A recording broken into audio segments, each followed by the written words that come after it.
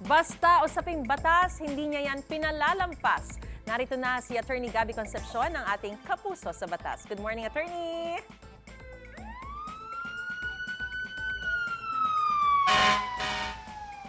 Naku, may ambulansya, malamang may emergency. Pero kakaiba ang nakita sa loob ng ambulansya sa operasyon ng PNP. Imbis na pasyente, mga armas ang itinago sa loob.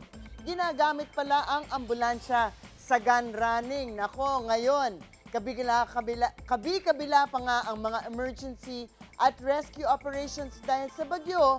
Ano nga ba ang sinasabi ng batas tungkol sa paggamit ng emergency vehicles? Well, ask me, ask Attorney Gabby.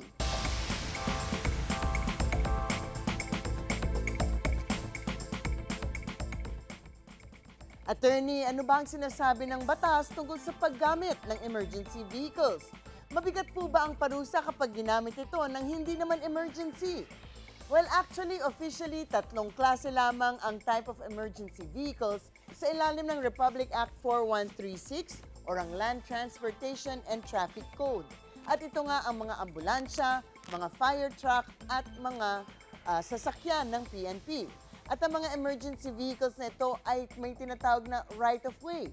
Ibig sabihin, pag nakakita kayo na may paparating na emergency vehicle, dapat ay tumigil, tumabi at maghintay hanggang makadaan na ang mga vehicle na to. And usually, malalaman mo na papadating sila dahil may ilaw at sirena silang ginagamit. Ayon sa LTO, may parusa na 1,000 pesos kapag hindi kayo mag-give way sa mga emergency vehicle. Speaking of wangwang at mga ilaw, pumirma si President Bongbong Marcos ng bagong administrative order na ipinagbabawal ang paggamit ng wangwang at ilaw at ang exempted lamang ay ang AFP, ang NBI, ang mga pulis at mga fire trucks at mga ambulansya. Sa ilalim ng Joint Administrative Order No. 2014-01, ang paggamit nito ng mga bawal na wangwang ay may fine na 5,000 pesos at confiscation ng device o gadget in favor of the government. Wala akong alam na pagpapabigat ng parusa kung isang ambulansya ang ginamit sa isang krimen.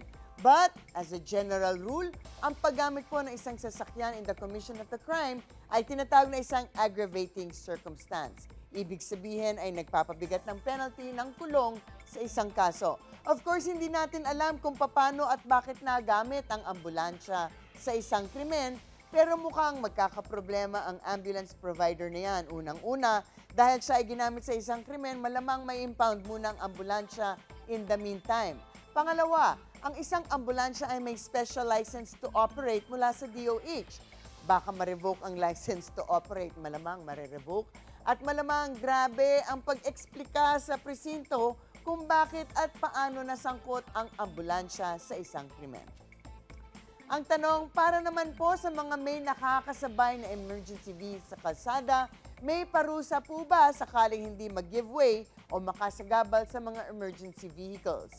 Nako, ito nga ay tinatawag na failure to yield a right-of-way to ambulance, police, or fire department vehicles.